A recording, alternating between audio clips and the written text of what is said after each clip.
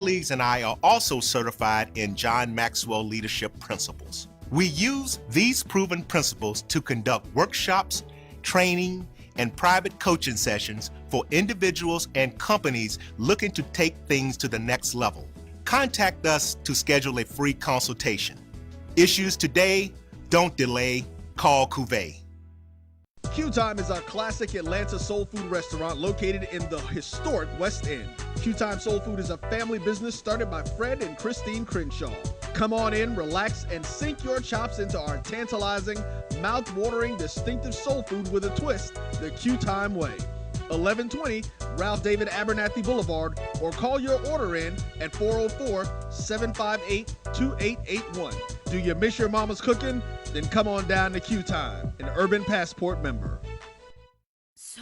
Shop Velvet Online Women's Boutique to spice up your closet with trendy, unique looks. We have fashionable and chic looks at very affordable prices. Velvet Boutique offers free shipping all year long on all orders. Shop online at www.melvetboutique.com. That's www.melvetboutique.com. Like us on Facebook and follow us on Instagram. Shop Velvet Online Women's Boutique. Majesty is a premium health and wellness tea line focused on bringing delicious yet healthy tea blends to the community. Filled with an abundance of vitamins and antioxidants, we work to blend teas with exotic spices and fruits to produce scrumptious and wholesome beverages. So check us out at mymajesties.com.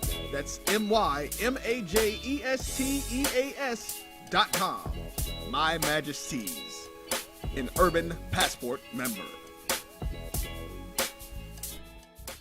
This is Brian Fulford. AD Drew and I are co-hosts of the BCSN Sports Lab. We talk about all things related to HBCU athletics. From the games, teams, coaches, and fan interest stories, we cover it all. You can find our shows on Facebook at BCSN Sports Lab, YouTube at MyJBN Online, and everywhere you listen to podcasts like Anchor, Spotify, Google, and Apple Podcasts. You can also find the show on the Jericho Broadcast Network's app. Make sure to download. We look forward to you joining the conversation and being a part of the show. Sugar Chateau YT Productions.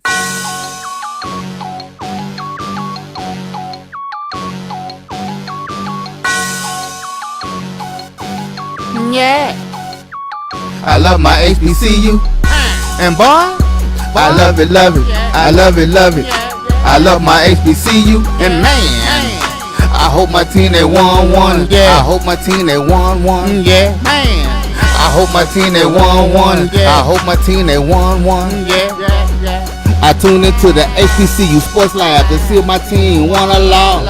If they lost, I'm quiet as a mouse. But if they won, keep tab. I'ma do the dab, yeah. Dr. Cavil, he know what he be talking about. Mike and Charles, they know what they be talking about. They compress the analytic data with your hip hop. If you know them like I know them, they gon' tell you if your team, if they won or lost, and who the ball. So listen to Professor, yes sir, and pay attention, cause he gon' teach a lesson. And you gon' learn today, you gon' learn today how your team they play, how they play, boy. You gon' learn today how your team they play, how they play, yeah. We represent that SWAC, that MEAC, and let me say, what's up to Tennessee, stay, tune into. This is Dr. Cavil with Inside the HBCU Sports Lab with Mike Washington, Charles Bishop. The team is back together today. Man, long week, cold week. It's good to have y'all back with me up front in personal. Again, I'm so glad that y'all were able to fight through things. And I know it was tough, but I appreciate you all doing what you had to do. And again, prayers to all the folks in Texas and really in the South, for that matter, that are still dealing with the troubles of what took place in terms of the Texas winter storm that really shut down Texas in so many different ways. We were able to battle through. So kudos for Roy, AD, Brian and AD in terms of sports rap, jumping on board with us to support us. So I did want to say that. Before I jump in here, I know Charles is eager. You know, he showed out, went down to Jackson, got stuck in Jackson, made it happen. We're going to get some insight in terms of how the experience was in terms of opening weekend, debut on ESPN3. Got it done, 56-0. Hard to say anything about when you get a W. We can pick it apart, but it is what it is. So welcome to episode 106 of Inside HBCU Sports Lab, radio show and podcast, the show that's covering the sporting HBCU diaspora, all things HBCU sports for the institutions large and small, from NAIA to the NCAA.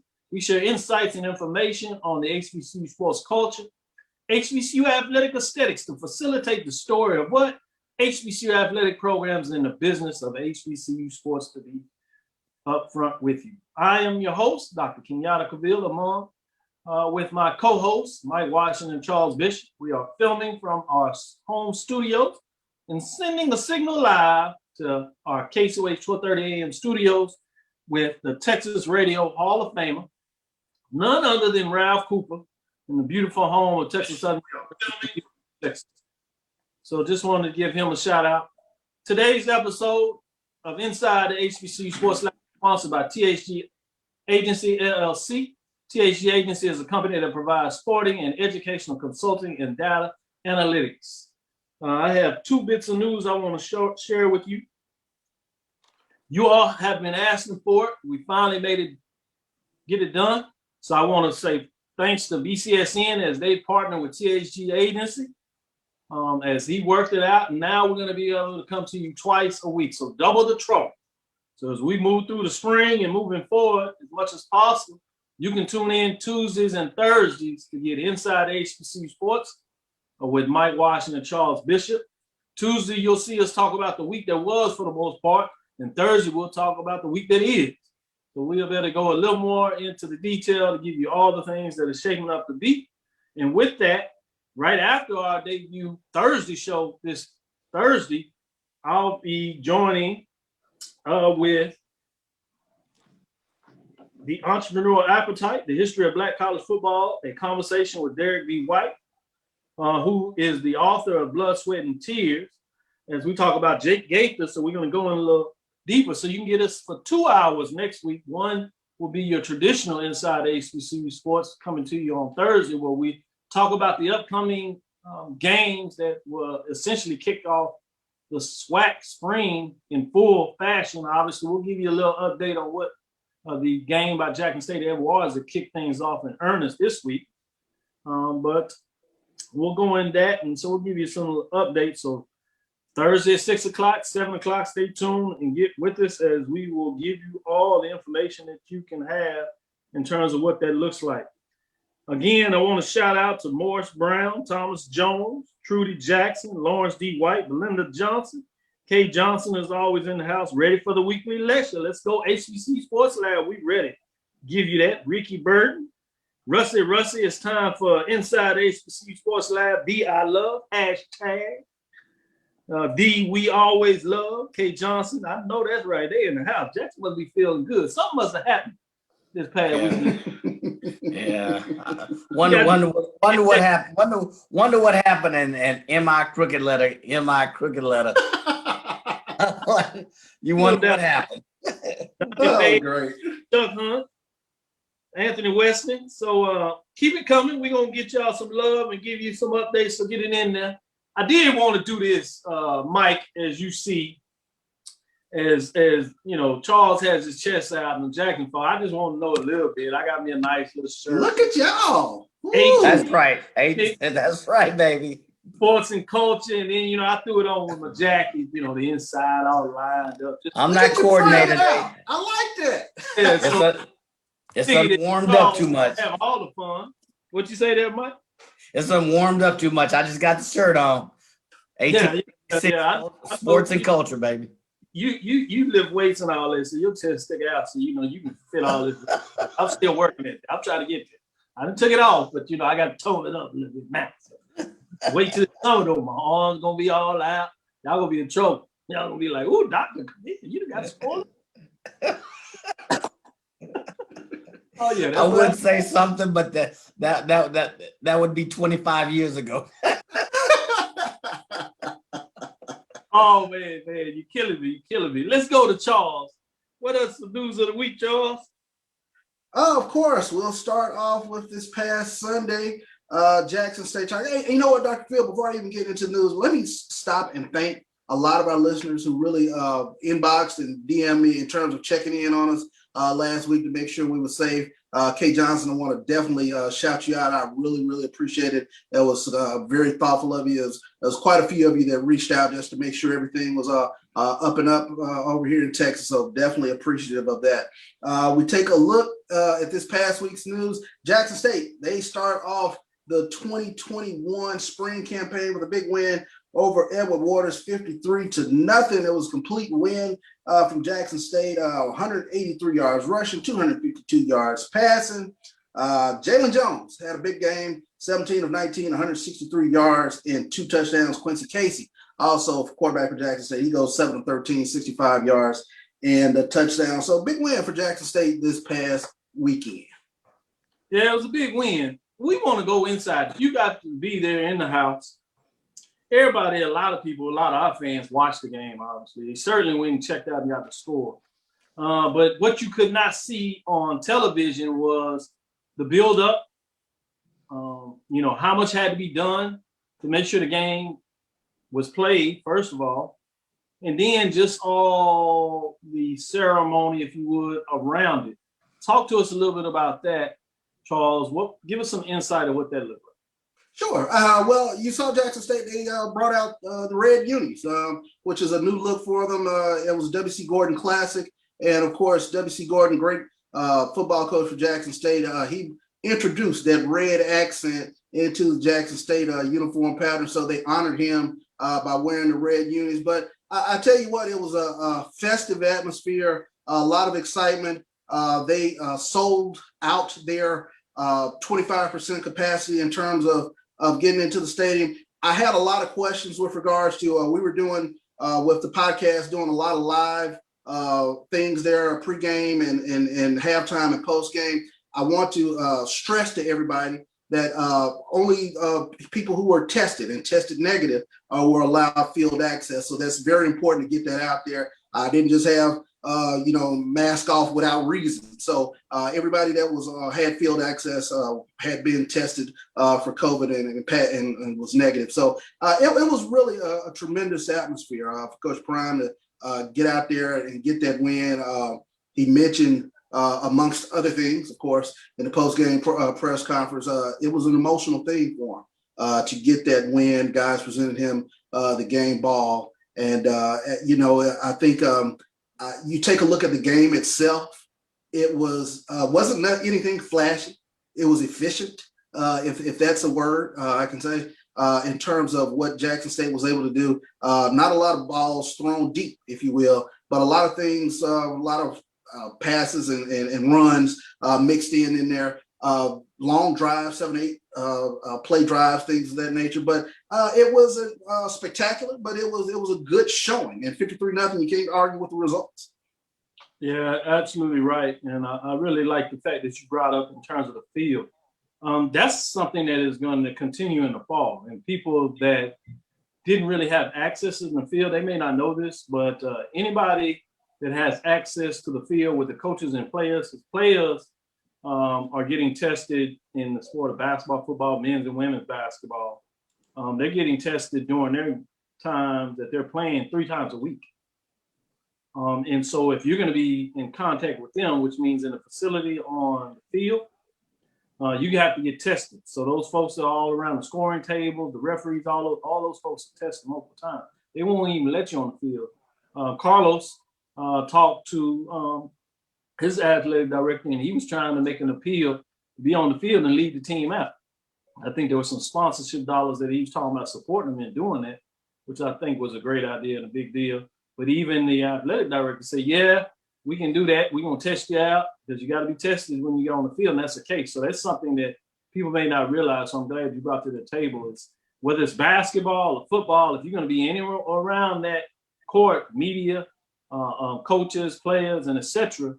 In most places, even if you got floor seats, if they're doing floor seats, you're going to have to be tested before you get anywhere close to that playing surface. So that's why you see a little differently in terms of what's going on there. So that's a great point you make.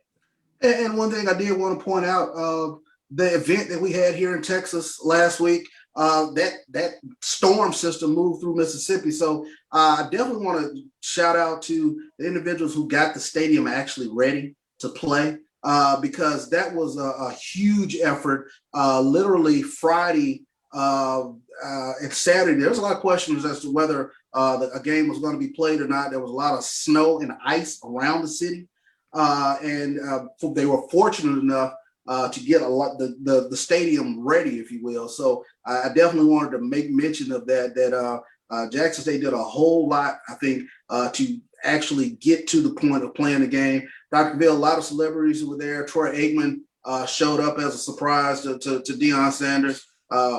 We had an opportunity to interview him and talk to him a little bit about why he showed up. Don't just say that. Don't say that in passing. Yeah, I know. I was gonna give. Don't just toss that out there. Throwing all the thunder, man. We can just give him the whole 15 minutes of show. It's Jackson. You see this right here? You talking to a Cowboys fan. 1400 club. I mean, heard over. I know it was a good day. All about that. So yeah, Mike. Well, let's steal some of this thunder back. I just want to know, Mike, I used to be a big time Cowboys fan. Yeah. The founder of he's not the founder of the organization, but the chief executive officer, Jerry Jones, has made me upset over the years. And so I've kind of disbanded. I'm a loose Cowboy fan. You just can't take it out. But I don't even follow the NFL, don't watch it anymore. But that's beside the point. Used to be a big-time fan. I know you are a big-time fan. Charles is a big-time fan. Man, tell me, what were your thoughts when you seen the picture? I got to see it, the recording, and I'm sure you watched it later. When our boy, our frat brother, our co-host, is big-time chumming it up in this interview with the 3-time NFL Super Bowl winning quarterback of the Cowboys, Troy Aikman. I mean, what then he sneaks it in. Yeah, Nate was there too. well, first of all, let me set the stage for you. It was recorded live, so I was watching the game live. I finally figured out how to get it on my iPad, and I saw the live recording. And I saw Charles, flashing his little COVID-19 badge, Troy COVID-19 badge. They shoulder to shoulder like they've been boys for years. And I'm like, oh, no, he didn't. I felt the same way. I felt betrayed. I'm like, no, he didn't. He didn't tell us all that. We would have showed up. We know you're going to do that. We would have did a joint presentation. We have got some. He's like, man, don't worry about it. I got you on this one. That's So I'm texting CB. I'm like, man, you got Troy next to you. He's like, hey, did he text you back? Blow it off like it's nuts. Surprised he had time for you, Mike. Did he text you back? The head got big. Can he fit on the screen there? Did he text? Give a shout out to my guy Chris Bealey, my other partner with the 1400 Club in Corey College. Rusty Russ in the house, Karen Griffin, James Bryant, Chuck Hunt, as we always had much love for him, George Walker. So shout out these folks, Dwight Moore, AD, always giving us much love. Kevin Crawford, yeah, boy, they in the house, man. That was funny. That was just big time. Man. All in all, that was a terrific interview that you guys did, CB. I mean, great conversation. Yeah, it was great back and forth. A lot of information out. It was a great job. I appreciate that. As we get ready for our guests that should be joining us shortly, Mike, do you have some news that you want to show since we can sneak in something? Maybe it'd be other than Jackson State. I know the volleyball team at Prairie View, so I don't know if we want to talk about that. I'll bring up the volleyball team a little bit later. They had a little upset here, but the State Fair Classic, PV versus Grambling. You probably saw the notice.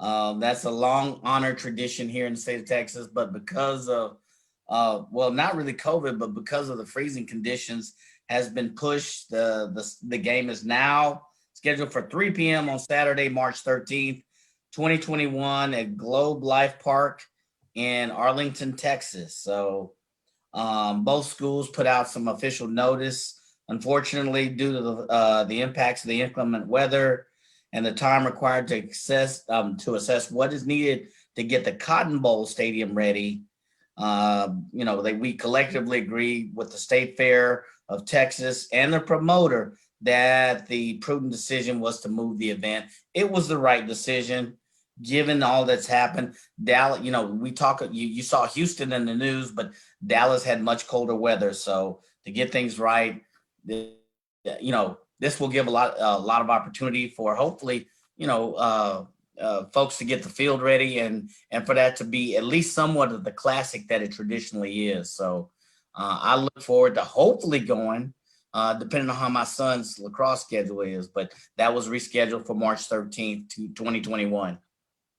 No doubt about it. It's a great information. As we break in, it looks like we have our guests joining us, so we'll get right to them as we bring them onto the screen and have them ready. As we prepare for that, I did want to talk about a question out here. Russ has a good one. With or without tests, what messages is sent or received for master sports media coaches and athletes? It's a great point. Somebody got a little bit of trouble in regards to perception of what that looks like. So there's still some concern out there. Obviously, we just got over 500,000 deaths, 500,000 deaths. So I think your point is very warranted, and we'll see how that moves forward. People have different ways they deal with it, perceptions of what goes on there. But with that, let's jump into our guest, Mr. Irvin Prentiss Hill, BCSCG 360. Let me give a little bit of an introduction, then we'll let you do even more yourself. I like the big time smile, man. That's a good thing. That's a good thing. As we're doing that, you make sure you unmute so you'll be ready to go. His responsibilities include managing college sports properties and executing collegiate sporting events with the purpose of promoting HBCUs to urban youth.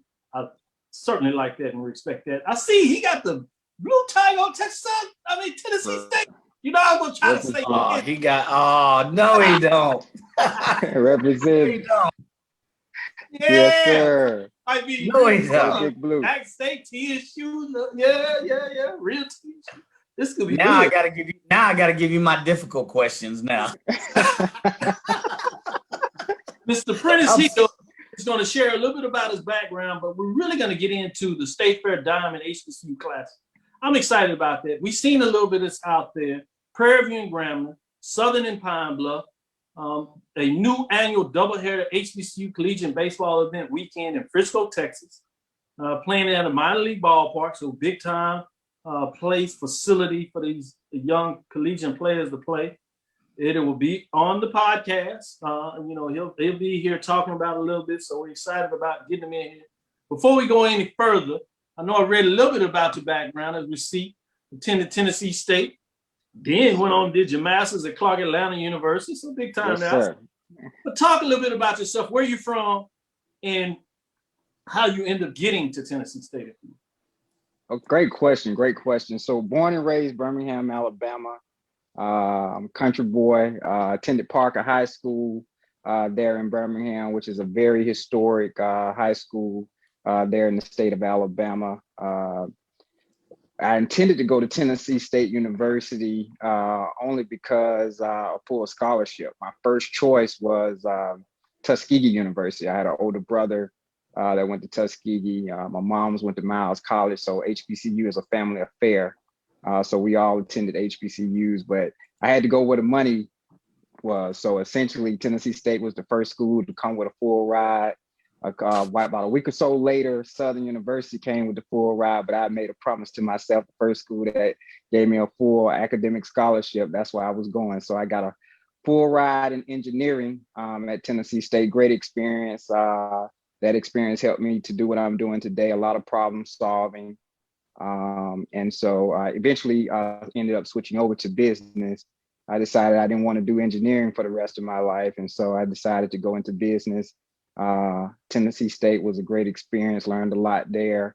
My love for HBCU sports was developed there. You know, Tennessee State has a great history and legacy across the board in athletics. And so as a student there, I gained the knowledge and understanding and the history as it relates to HBCU athletics, and that kind of developed there. And then did a couple other things in life, but went on to get my master's in business. My brother and I decided to go to Clark Atlanta together, so that was a great experience. Being in graduate school with my brother, that was a awesome experience. Had an opportunity to work for H.J. Russell and Company, another great, TSU, well, not TSU alum, but Tuskegee alum that owned H.J. Russell and Company, one of the largest construction companies in the world at one time. So being at Clark Atlanta, man, was a great experience. Being in hot Atlanta, being around all the history there. Did not know until I started doing these baseball classics that Clark Atlanta University has a significant place in Black college baseball history. As a matter of fact, the first Black college baseball game was played between Atlanta University and Clark College. So I did not learn that while I was there, not until I started doing these baseball classes and started learning the history of Black college baseball that I learned that information. So it's been a great ride. I'm now based out of Chicago. BCSG 360 is a nonprofit 501c3 organization with a mission of connecting urban youth with historically Black colleges and universities. The way we do that is we host Black college sporting events across the country, utilize them as college and career readiness programs, essentially super recruiter events, HBCU job fairs, and the like. So we try to take it and make it more than just a game and create some opportunities and connect with corporate partnerships in other ways than just sponsorship.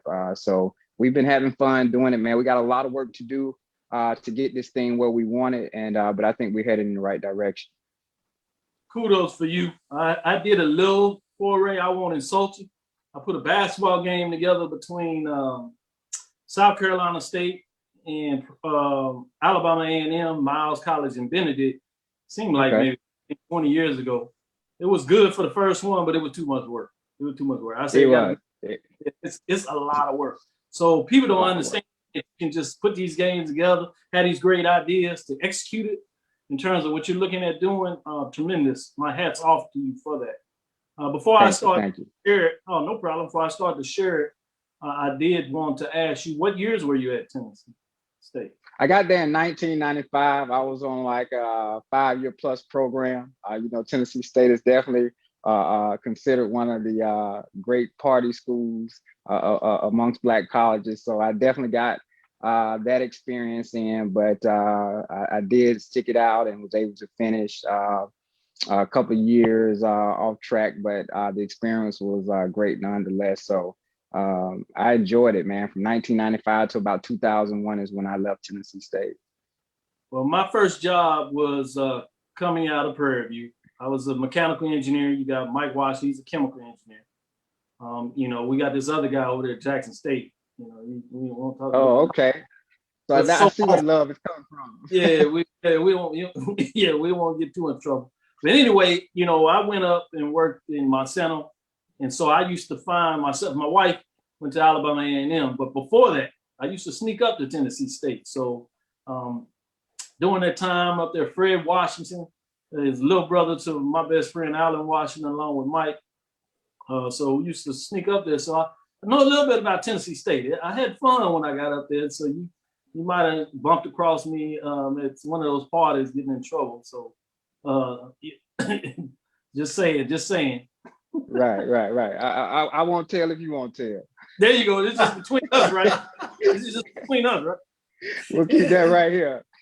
Yeah. If you ever recall a guy in a hat, that's it. Just in the story. Yeah, I used to run around with some of the alphas up there. Big Texas. Yeah, so it was big time. It was good. And then, so my wife is actually from Atlanta, so we travel to Atlanta all the time. So yeah, those two areas, Clark Atlanta, Tennessee State, have a fun part of my memory. I've been trying to recruit them in the conference, but that's a whole different discussion. We'll get you back to see how we can make definitely. With that, let me let Charles jump in here, even though I was fussing with him. We're going to let him get a question in, and then we'll go to Mike. Sure. I wanted to ask this question in terms of the process, if you will, of connecting the sporting event to the youth, as you mentioned in the sort of the mission statement. Are there select organizations that you're working with in terms of bringing them to the game, or how exactly does that process work? So that's a great question. Every market that we go into, of course, there are various school districts that are there. And so we start with those local school districts. Most of our events are done during the academic year. And so as it relates to reaching out to those stakeholders within that district that provide college and career readiness programming, or are responsible for college and career readiness programming, I should say, we start with them. And so our college fairs are not the typical college fair. As a matter of fact, we call them college admissions and scholarship fair. And so we're inviting HBCU admission representatives to participate because we ask them to do some specific things in order to be a part of the event. One, we ask them to do on-site admission. Get admitted on site. And so any student meeting minimum requirements has the opportunity to get admitted into a HBCU when they participate in our events. The other thing that we ask them to do is connect them with scholarship resources. So coming out of that event, students have a couple of things. One, because there are certain institutions that if you meet that minimum requirements, they have $5,000, $6,000, $7,000 off the top for you just to get you started with covering the cost of that education. So for the most part, we're working to get students coming out of those events in a situation where not only are they admitted, but they're in a situation where they have some money to work with, and at that point they are filling in the gaps. And so we try to connect them with external resources, because that's the name of the game. If we can get students into HBCUs with their funding resources in place, they have a much better chance of successfully matriculating. We talked to HBCU presidents, and a lot of their retention studies show that students that might have struggled in the high school ranks, once they get to college and get surrounded by like-minded individuals that are onward and upward with regards to their education, they tend to be more successful. Students that struggle, they struggle not because of the academic rigor, they struggle because of financial resources not being in place. And as a student, you can very much understand how challenging it is when you can't register for classes the next semester because you haven't paid your bill or you're behind on your bill.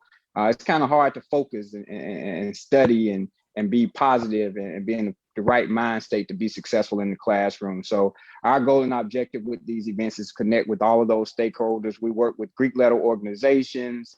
We work with local HBCU alumni chapters. And one of the unique things about our sporting events is that when you're playing in minor league ballparks, 6, 7, 8,000, 10,000, 12,000 seat facilities, you have the opportunity to partner with these very organizations that are providing scholarship opportunities for students. So instead of us trying to create a scenario and situation where we're making all the revenue at the gate, we partner with these organizations and we'll split 50-50 with ticket sales, because we know they're going to take those resources and put into their coffers for their scholarship program. And so we appreciate the work that they've done over the years.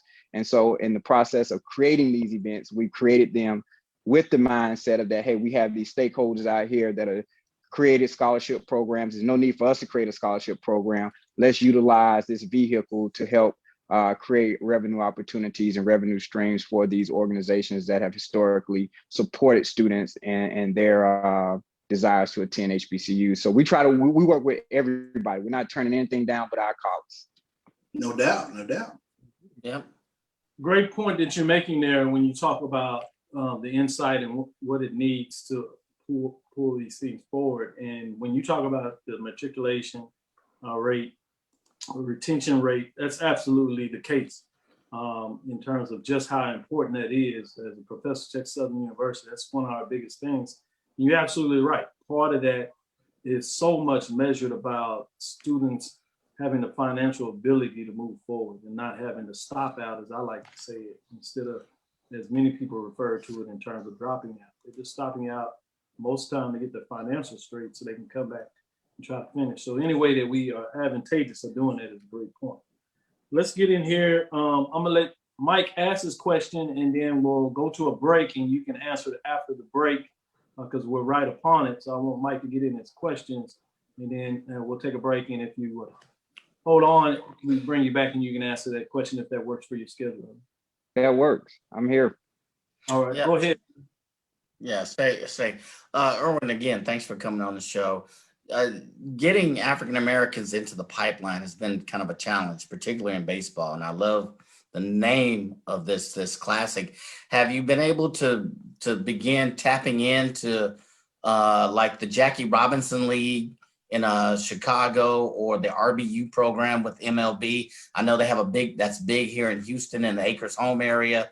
Have you been able to at least begin discussions with establishing alignment with any of those programs to get more African Americans into the pipeline for baseball and get them focused in these types of events? Great question. Yes, this is Dr. Cavil inside the HBCU Sports Lab. We are having our interview with Erwin Hill, BSCG 360, talking about the State Fair Diamond HBCU Classic, among other things that he does. The big time Tennessee State alumni. Clark Atlanta University wants some of that love as well. And then we have Mr. Baseball, big time baseball guy. He's falling from Chicago. So he says effective hobnobbing is a critical part of marketing strategy. So he's loving what you have to say. He's part of the Hall of Fame crew over there that we got our starts over there at 12:30 a.m. So guru in so many different ways, baseball guru. So we'll take a break. Again, it's Dr. Cavil inside HBCU Sports Lab with Mike Washington, Charles Bishop. We'll be right back to finish up the interview. Thank you. It's never too early to plant the seed, to share the tradition, and instill a sense of pride in your HBCU with your little ones. HBCU Pride and Joy Children's Boutique helps you share your school spirit with a wide selection of adorable kids apparel and accessories officially licensed from your favorite HBCU. Visit hbcupridejoy.com and follow us on all social media at HBCU Pride Joy on Facebook and Twitter. Are you hungry for authentic Caribbean food like jerk chicken, oxtail, red snapper, shrimp, tofu, and rasta pasta? Well, find your way over to Mango's Caribbean Restaurant, 180 Auburn Avenue, right next to Royal Peacock in downtown Atlanta. Them belly full, but we hungry. Mango's Caribbean Restaurant, open daily from 11 a.m. to 10 p.m. And on Friday and Saturday, we're open till 4 a.m. Come to Mango's and put some spice in your life. Oh, we've got a good thing going.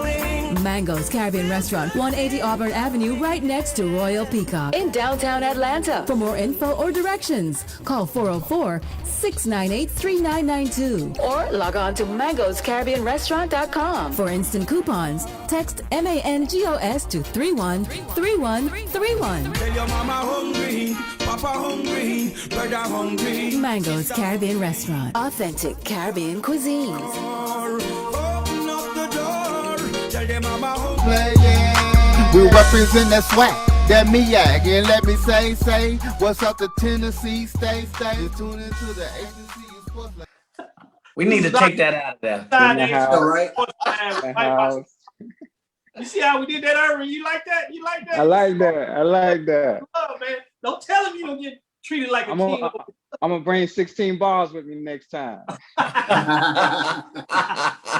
Good. Well, Mike Washington had a question for you right before the break, asking about the connection, Chicago, a famous Little League there, and just beyond that. You would share with us your thoughts on that. So yeah, that was a great question. Of course, Chicago is home to a lot of great sports. The tennis community here is great, but more importantly, Little League Baseball was able to win the Little League World Series a few years ago. Several of those players went on to Power 5 programs as well as HBCU programs. And so the residual effect and impact of that program through the White Sox is definitely something that we have paid close attention to. And specifically with our events going forward, we have a development component that we definitely want to, enhance. And so we're making some inroads there. I will share with you with regards to the State Fair Diamond Classic. There's actually two events down in Frisco, Texas. The State Fair Diamond Classic, which is the Grambling State Prairie View A&M matchup. And then the Lone Star Diamond Classic is the matchup between Southern and Arkansas Pine Bluff. And if you know anything about the Pine Bluff program, Coach James is good friends with a somewhat familiar face in Major League Baseball, Torrey Hunter. And Torrey Hunter, if you did not know, played 19 years in the majors, invited to the first ballot Hall of Fame. He did get enough votes to be on the ballot, be invited again. But the unique opportunity that was realized through this event down in Frisco, Texas, I got an opportunity to meet him. And in meeting Torrey Hunter, man, I can't say enough about that brother, man. He's a great guy, very, very much down to earth, loves the game of baseball, is an advocate for growing the game of baseball in urban communities. And so we've talked extensively about, that opportunity. He has great relationships with Major League Baseball. And so we're in talks preliminarily about how we can make this event. And we think the HBCU Diamond Classic is the platform that can be utilized, the conduit that can be utilized to help promote the game. Wow. The way we want to promote Black college baseball is just like you promote Black college football. We want to have the bands in the stands. We want to have the chili as the mascot. When you're playing these ball games in the likes of Dr. Pepper Ballpark down in Frisco, Texas, and 121 Financial Ballpark down in Jacksonville, Florida, they have all the amenities of a state-of-the-art facility. So audio, video capabilities. You got walk-up music. You got player profiles on the jumbo screen. So it's a great thing. I've taken schools like Lincoln and Harris Stowe State, put them in a 10,000 seat arena like Schaefer's Arena, and it just rises the level of competition. The in-game experience. So when you can put HBCU sports, pull them out of the gymnasiums and put them into arenas, first-class facilities and first-class ballparks, it raises the level of play of the players. And you'll be surprised. There's a lot of great baseball played in Black college sports. A lot of scouts are looking at players. A lot of players get drafted from HBCU baseball ranks. So we're very excited about what the opportunities are, but more importantly, we want to create scenarios and situations where we attract fans and attract youth to play the game of baseball and ultimately help build the brand and quality of play in Black college baseball. So we love the partnership opportunities that are out there. That's awesome. That's awesome. Great information on our show. Appreciate you sharing that story in terms about the legend, as I see it, Hunter, in terms of what he's able to get done during his career. And certainly we've heard about what he did already at Pine Bluff. And so to align with him in terms of the way he sees about developing the game is great to hear. It makes sense. I think Charles has one follow-up question he wants to get in here for. We'll let you go. We know your schedule is busy, but we thank you for your time. But Charles, if you would, I saw you had a follow-up question.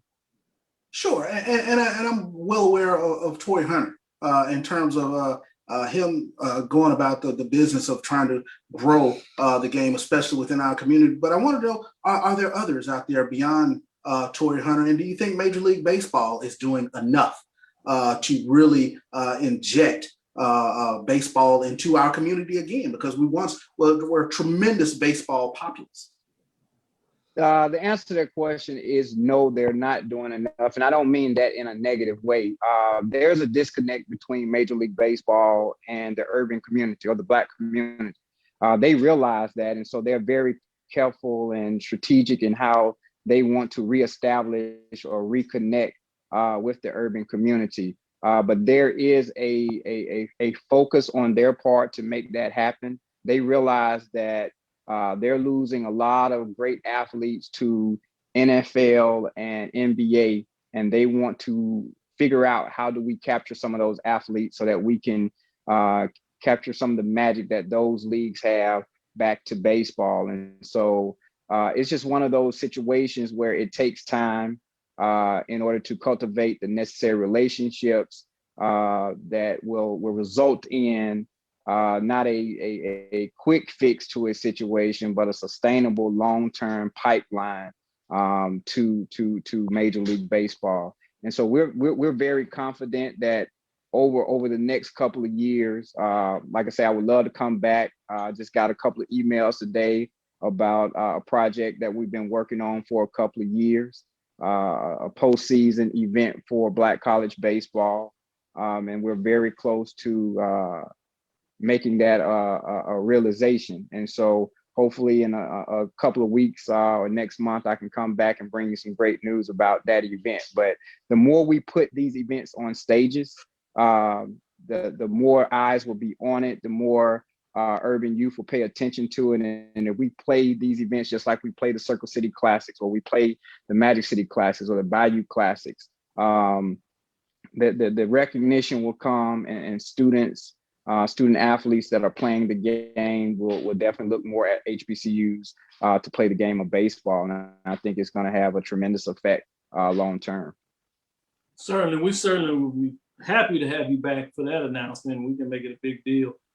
Close that out, and so we can have you back. Before we let you go, I did want to make sure that people know how to go get more information on the State Fair Diamond HBCU Classic. So if you would, please give them that information and how they can maybe get in contact with you, or at least get in contact with, make sure they can get information for the State Fair Diamond HBCU Classic. So yeah, definitely. You can go to our website, www.bcsg360.org. We're also on Facebook. You can search us by the name of the different events. The Jax Diamond Classic down in Jacksonville, Florida, March 22nd at 121 Financial Ballpark. Tickets are on sale through the Jacksonville Jumbo Shrimp Ticket Office, as well as down in Frisco, Texas, March 26, 27, and 28. The State Fair Diamond Classic featuring Prairie View A&M and Grambling State, as well as the Lone Star Diamond Classic featuring Southern University and Arkansas Pine Bluff. Again, those tickets are on sale through the Frisco Rough Riders Ticket Office. So Google or search any of those minor league franchises and click their ticket office, and then you will find the tickets for these events.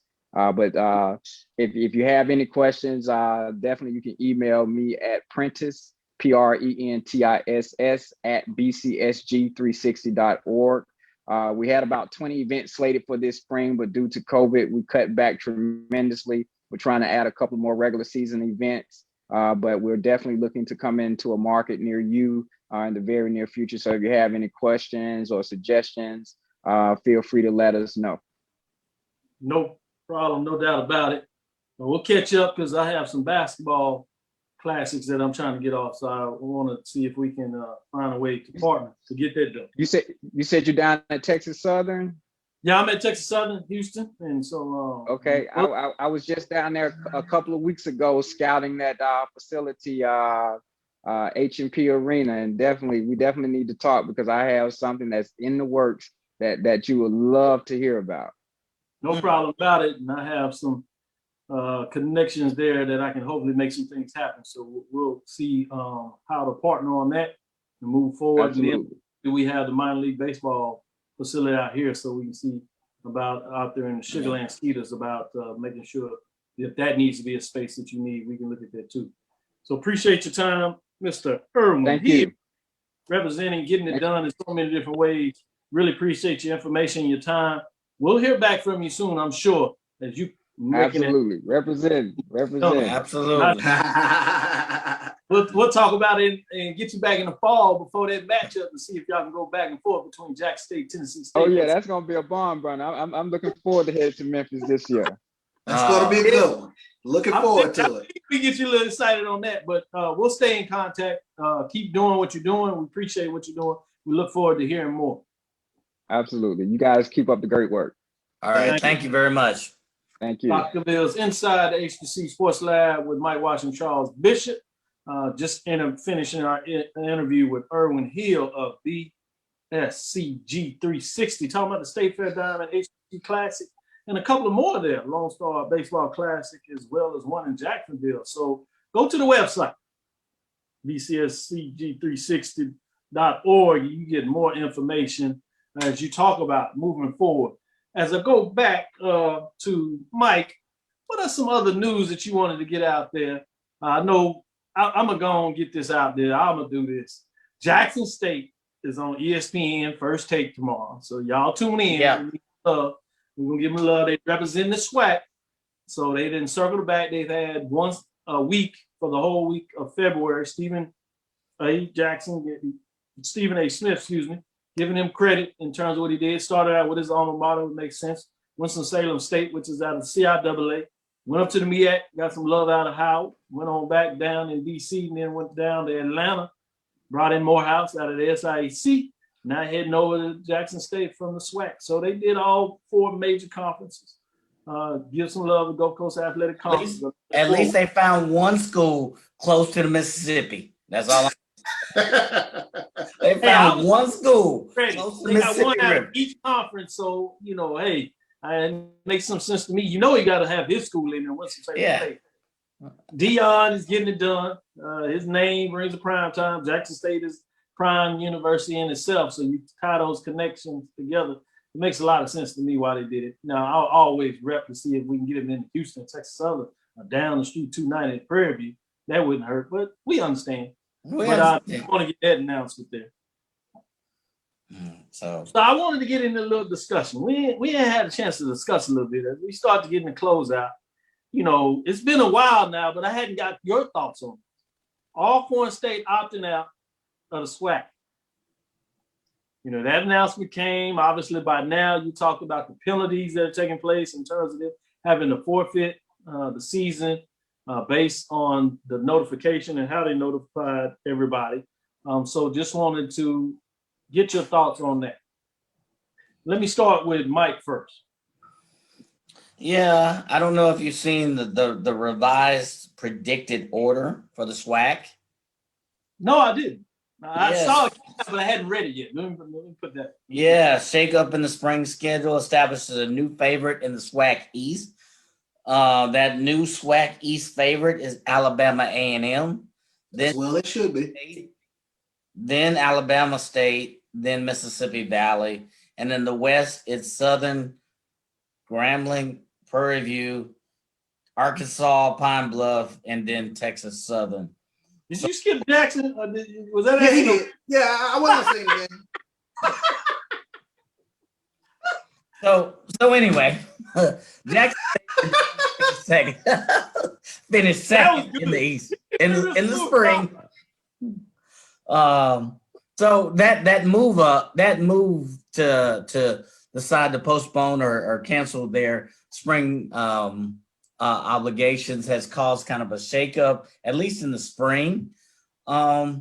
The way it was announced, it was kind of sudden to me. I don't know, those of you who are inside, it seemed like it came out very, all of a sudden. So I don't know what that means for the rest of the league. But all I know at this point is that it does cause kind of a bit of a shakeup, and you wonder, what was the impetus? What were all of the factors behind that decision? Was it just COVID-19? Was it scheduling? Were there other factors? Were there administrative issues that led to the decision? You'd like to be a fly on that wall that led to that decision as to, Alcorn State deciding we're just gonna hang it up and wait till the fall. So great point that you asked there when you do that. And I'm gonna go straight to Charles before I get any further thoughts in there. What were your thoughts? I can understand the angst that I think Connell Maynard shared, as well as Southern's athletic director Roman Banks. I know if I'm an Alcorn fan, I'm sitting there like, okay, get over it. We told you what the issue was with COVID. We weren't going to play. I'm sorry. We'll see you in the fall. So if I'm an Alcorn fan, I'm like, I'm sorry guys, get over it. We're in a pandemic. But based on the knowledge that we know, there was a collective decision made a long time ago that our member schools were going to attempt to play in the spring. And up until a short time ago, Alcorn made a decision that they thought was in the best interest of Alcorn.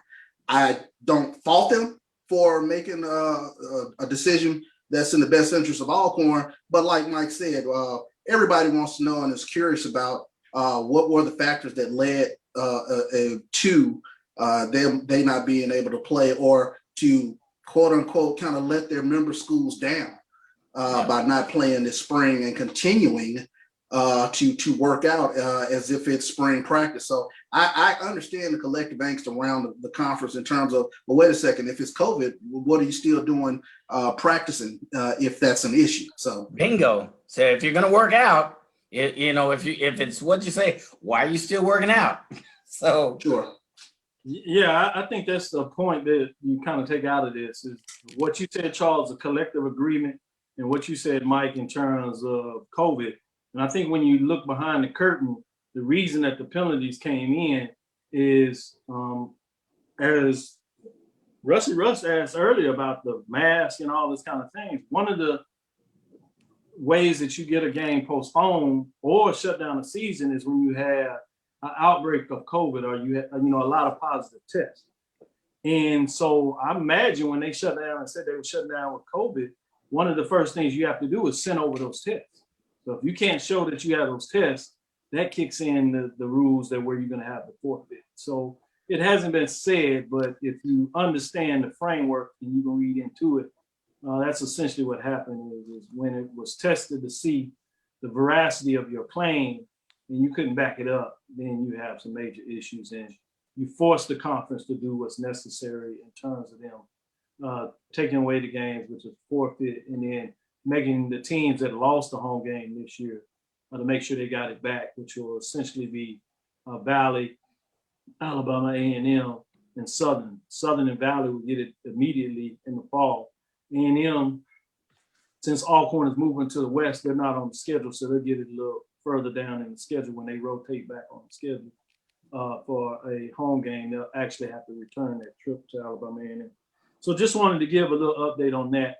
As we're getting to the top of the hour, we're going to since we're doing two shows, we're going to really stay fixed on a solid hour, providing you information, and you won't have to go a full week now to get us back. So with that, let's get into the poll rankings as they're released today. See what your thoughts in terms of the poll rankings this week. Obviously, not a lot of games played between the MEAC and SWAC. MEAC has had teams drop out and hadn't had as many games as they're playing the North-South division, and then obviously the snowstorm affected a lot of games out of the SWAC. We'll get into, when we get in the Mills poll, we'll get a chance to talk a little bit about the Prairie View Texas Southern game, which was a big one on Sunday that Prairie View was able to pull out. So we'll get your thoughts on that, and it certainly will affect them and what they did in the poll. So receiving votes this week is Grambling State. This is on the women's side. Grambling State Tigers 7-8, 6-5. Alabama A&M Bulldogs 7-4 and 5-3. Southern Jaguars are 8-9, 8-3 are receiving votes. Nobody dropped out of the polls this week. This poll was released this morning, so it's of the games of yesterday, not today. We'll give you updates on those games as well as Prairie View women pulled off a game against Pine Bluff today, as well as yesterday, so that counted in there. But number 5, Morgan State Bears stay in the number 5 spot, 9-3, 6-2. Number 4 is North Carolina A&T State Aggies sitting at 10-2, 7-1. Number 3 is Alabama State Hornets sitting at 10-2, 10-2 overall. Lost their second game. So they dropped out of the number 1 spot with 86 points, bringing us to number 2, which is Howard Bison, 10-3, 8-2, 3 first place votes, 88 points. They jumped all the way up for number 4. But we got a new number 1 this week. New number 1 this week is Jackson State Tigers, 11-5, 10-1. 5 first place votes, 90 points. Moving up from 2 spot, they finally get into the number 1 ranking as Alabama State lost. It allows them to vote all the way up. And so we got a new number 1 this week, the Jackson State Tigers, the Lady Tigers up there in Mississippi. Everything's going well for Jackson, Mississippi. They won in the ranking. Week number 8. Go straight to you, Charles. This is the Jackson State Tigers. They vote to number 1. They had to slip up early in terms of conference to Alabama State. Alabama State lost to Southern yesterday on the road, and it gives Jackson State a chance to make that statement as they beat Grambling. They get it done. Game was on NBA TV, big time matchup. Played really well, dominated Grambling in a lot of ways. Not a bad team, as you see. They were receiving votes. So they got first place for the vote. They get it done. What do you think about the rankings with Jackson State? Yeah, I can't say enough about Coach Tamika Reed and her team in terms of Abisha Williams and Deja Rogan are the toughest 1-2 punch, I think, in the conference. Amidst all the hoopla of football starting this past weekend, the prime post-game presser, I don't want to miss. Southern knocked off Alabama State women's basketball, and that was a huge victory in terms of what Alabama State has been able to do thus far in conference play. Southern actually out-rebounded Alabama State, so I think that was huge, and it's one of those things where I kind of turn my eyebrow out, and you start to wonder whether Southern can put their foot on the gas as we get to the back part of February going into March. So that was a huge victory for Southern. Beware of the odds of Monday night, because Alabama A&M also, they took one on the chin from Alcorn. So 2 big upsets that happened in the conference, and it shouldn't be missed. Great point that you bring about those upsets there. I totally agree with that. Mike, what were your thoughts of the poll ranking this week? Nothing really there. Howard's on a 3 or 4 game winning streak. Jackson State, since they lost to Alabama State, is on a 7-game winning streak. CB mentioned it that, Jackson State beat Southern convincingly, I might add.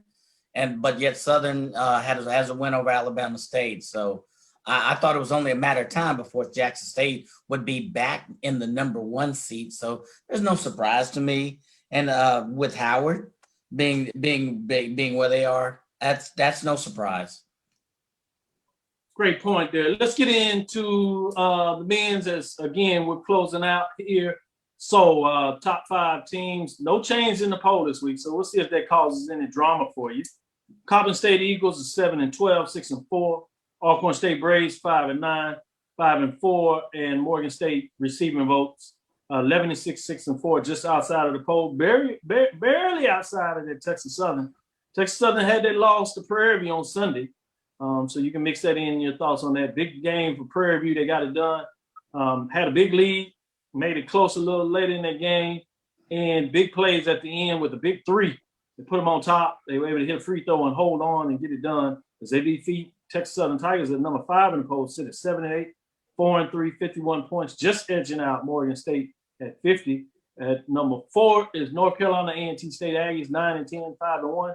Big victory. They had FAMU, stopped FAMU's home win streak at 11. FAMU was right in the place where if they had won that game, they actually finished lead in the Southern Division, carried their win streak and made a major statement. Got them that Saturday, but couldn't get them that Sunday. So kudos to the Aggies as they're going to look like they're going to win the Southern Division and put another trophy in the trophy case as they go and get prepared for the tournament, defeating FAMU as both teams exit in the conference. Another statement there. Number 3, Norfolk State Spartans are 12-7, 7-4. Number 2 is Jackson State Tigers as they move up. They stay at number 2, excuse me, at 7-5, 7-0. They're matching what Prairie View is doing at number 1. Prairie View A&M Panthers 8-4, 7-0. Prairie View had the big win on Sunday against their rival Texas Southern. Jackson State matches it on NBA TV. Really solid game. Both games were close, well played, entertaining. But Jackson State gets it done, and both teams are now 7-0 in the conference, having played each other. So it's fascinating. Yeah. Will they get to play each other? Will we have to wait to the tournament? Goes a lot of ways in that. Again, we got a couple of minutes here, Mike. So give me your thoughts real quick, if you would. Yeah, you would have liked to see Jackson State play Prairie View. It's 2 postponements, and TSU for that matter. But I have nothing wrong with that. Norfolk State is playing well as well. So nothing wrong here. All three or 4 teams are playing really well and big wins. Prairie View with that ugly win against TSU after losing the lead, but a solid defensive effort. So nothing wrong with this ranking at all. Thank you there, Mike. Charles, your thoughts? Yeah, I feel the same way. A huge win for Prairie View to go to the HPNE Center and get the win against Texas Southern. I tell you what, great win for Prairie View in terms of holding off Texas Southern. First time, I believe, in 5 tries that they've won on Texas Southern's home court. Jackson State, Coach Wayne Brent, going back over last year, he's won 17 out of his last 20 conference games. So that's huge. But point caveat, as Mike said, they didn't get an opportunity to play the Texas teams. I think to two of the best teams in the league. So we'd love to get a chance to see how they actually match up with Prairie View and Texas Southern. First time Prairie View has beaten Texas Southern on Texas Southern soil, I think, since 2015. Wow. Yeah, this is a big win by Coach Byron Smith. He was talking about when he was on the show that he wanted to win. We thought we were leading up to that game that week and got pushed back. He finally got the victory, so I know he's excited, and they need it. 7-0. Jackson State telling them they needed to get it done. They got it done. They're leading at halftime against as the game playing tonight as they're playing Pine Bluff. They're leading 35-24. Prairie View A&M's women got a overtime victory for the second night in a row over Pine Bluff in terms of getting it done. So just wanted to give a little shout out there. Texas Southern women is leading in the third quarter, 52-43. Want to give a shout out. I know I teased y'all and said something about South Carolina State taking the Alcorn State place. Well, Lonnie Shaw says, don't worry about that. He said, put A&T in the SWAC East as an honorary team. We're looking to kick some ass before we leave the MEAC. I thought Come on, Lonnie. Come on, Lonnie. Yeah, happy birthday to you too, Lonnie, man. I need you to Come on, man. I could have reached out to the commissioner and worked my magic and made that work right after they shut down the MEAC. You should have told me. I could have went to work. With that, we're going to shut out right here. Look for us Tuesday. We'll get a little more talk. We'll get into the matchups for Saturday, Sunday. In terms of the Friday, Saturday, and Sunday is football in the spring is taking place. We'll get into that. So check us out on Thursdays. We'll take a deep dive. We won't have interviews. We'll go all inside the numbers as we do it there. Thank you for listening to Inside HBCU Sports Lab. Make sure you share on podcasts with your friends and our colleagues. I am Dr. Kenyatta Cavil, the Dean of College of HBCU Sports with Mike Washington and Charles Bishop.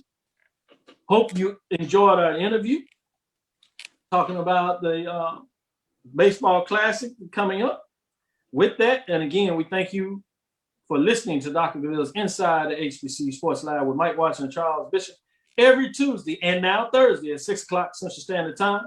We look forward to next week, and we will discuss the latest news in the lab. Follow me, Dr. Kenyatta Cavil. That's DrKenyatta Cavil on Twitter, Facebook, and Instagram. Dream big and continue to move forward. We will talk with you soon. Charles? Course. Mike? Lecture. Dismissed.